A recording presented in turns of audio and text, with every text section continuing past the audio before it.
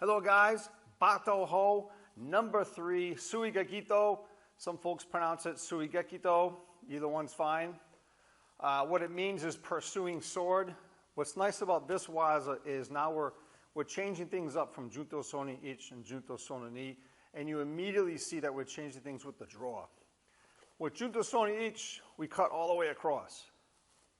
With Junto Soni Ni, we cut to about this position here with our bodies hanmi, and the tip of the sword is in front of our center line. Now with Tsuigekito, we're doing a kesa cut, an angled cut that comes down like this and it finishes right in front of our hip. Our body will be somewhat in between straight on and the hanmi position. Instead of going 45 degrees, you're only going to do about 30 degrees, just enough to get a good angle for the cut.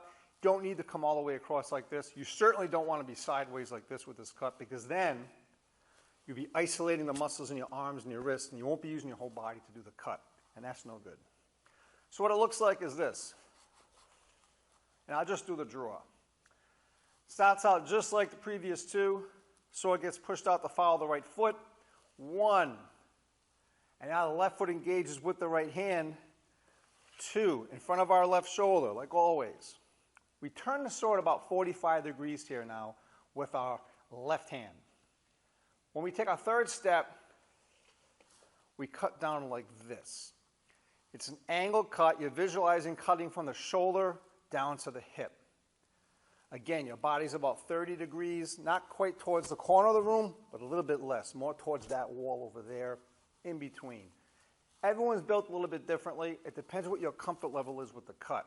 And when you have a good rotation angle, so to speak, you'll feel it. Everyone's a little bit different.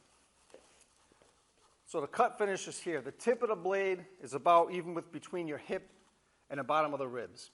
You don't want to finish too high, and you don't want to finish down like this. You want to finish right about here. From here, after you do that cut, you're going to push right up into Seiga no Kamae. Put it right in their face. You don't want to bend over. You notice I'm not bending at my waist, which I am now actually. Here's where you want to be, bending at the hips, bending the knees as well. Right foot goes out as we do a furikaburi, and we cut just to the head. From here, we push out again, and we fall into the cut all the way down. Again, we settle. We don't bend over. We settle with our hips as if we were sitting down. Sword's about level with the floor here. From here, we engage our left palm of our hand to push the sword down a little bit as the right foot goes back to go into Jodo no Kamae. From here, our left foot goes back, and we go back into Seiga no Kamae. Flexiburi, like we learned in Junto Soni Ni, Noto. This is a fun waza because there's a lot going on here once you have all the motions and the timing figured out. Also, you can change up the timing of this waza once you get really familiar with it. So 1, 2, 3, engage. Head. All the way down now. Jodo no Kamae. Cut down to Seiga no Kamae. Don't lean forward. Settle. 50-50. Flexiburi.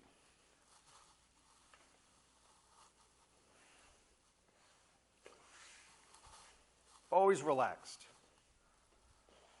Now, to practice this draw, this kesa draw, you could also just practice this part without having to worry about doing the steps and figuring out that coordination. When I'm practicing this particular cut, I just do it from a standstill. I just push my right hand out. I bring the left hand out first a little bit like this, and then I cut. And I'll practice this over and over until I'm pretty comfortable with it. If you go too far sideways, you're going to feel a lot of strain in your right arm and maybe your wrist.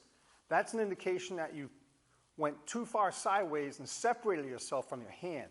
You want to engage a little bit more. So you're creating a triangle, so to speak.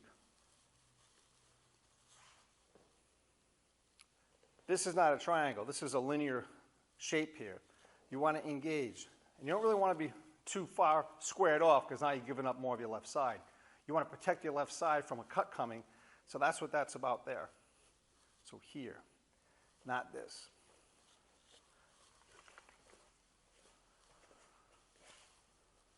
One, two, three.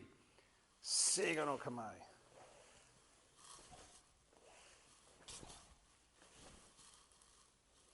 Now you notice I didn't go very far for the second cut. I was afraid I would be out of the camera's range. Not sure myself. But that's what I mean by you can change things up with this. You can change the distance. You can change the timing, which is a lot of fun. I'll go way back here to start with it.